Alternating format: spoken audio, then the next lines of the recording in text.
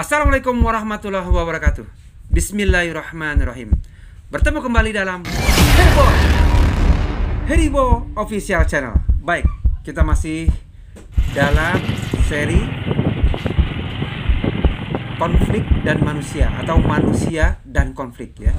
Jadi kita masih mengupas bagaimana hubungan manusia dan konflik. Seperti kita ketahui, manusia merupakan makhluk berpikir dan juga makhluk sosial, sehingga interaksi antar manusia bisa menimbulkan atau mengakibatkan dua kemungkinan, harmoni sosial atau konflik sosial. Yang kali ini sedang kita kaji adalah ketika terjadi konflik. Apa itu analisa konflik? Analisa konflik adalah studi sistematis terkait profil, penyebab, aktor, dan dinamika dari konflik.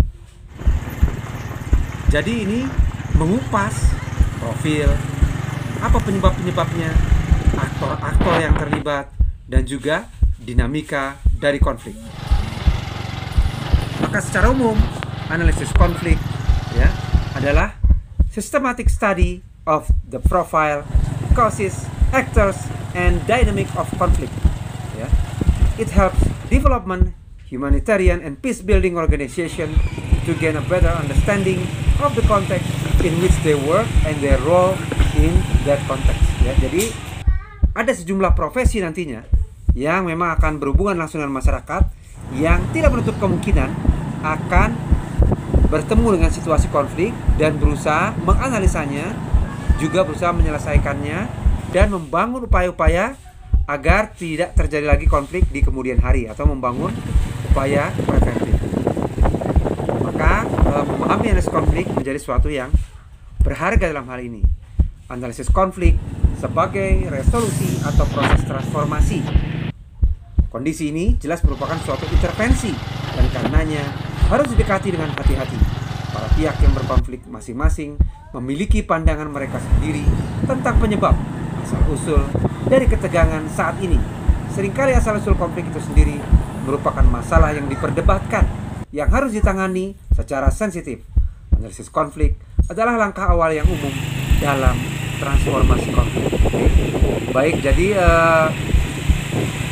sungguh memerlukan kehati-hatian dalam melangkah karena ya gitu ya.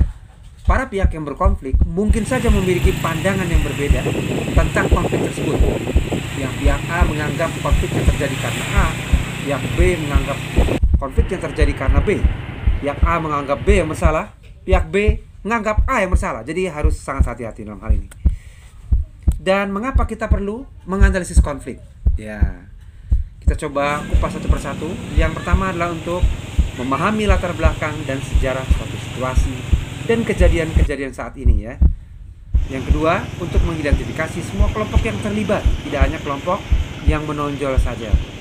Yang ketiga, untuk memahami pandangan semua kelompok dan lebih mengetahui bagaimana hubungannya satu dengan yang lainnya.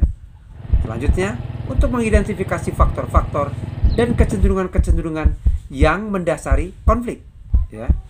Dan yang kelima, untuk belajar dari kegagalan dan juga kesuksesan dari perjalanan memahami sebuah konflik yang terjadi dalam sebuah situasi sosial di masyarakat ya. Jadi dari paparan singkat ini kita sedikit mengupas apa itu analisis konflik ya. Ini sebuah aksi, sebuah tindakan yang tadi disebut juga sudah bisa merupakan tindakan intervensi ya, karena kita berhubungan dengan orang-orang tersebut langsung dan lain-lain. Walaupun belum harus intervensi, tapi bisa ya, mendekati ke arah intervensi, melakukan sesuatu terhadap pihak-pihak yang sedang mengalami konflik tersebut. Baik, jadi kita juga sudah bahas mengapa kita perlu menganalisis konflik.